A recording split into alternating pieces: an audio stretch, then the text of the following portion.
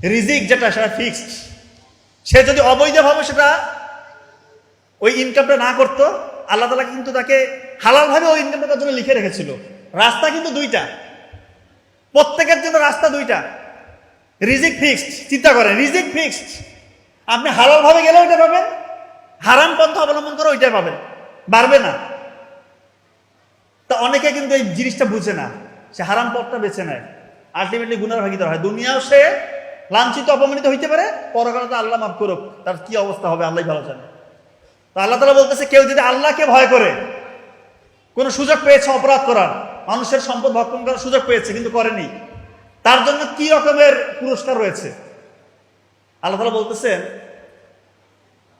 যে আল্লাহকে ভয় করে, আল্লাহ তাআলা তার জন্য পথ সৃষ্টি করে দেয় এবং তার রিজিকের দরজাগুলো প্রশস্ত করে দেয়। কোথায় থেকে রিজিক আসবে সে চিন্তা করে মিলাইতে পারবে না।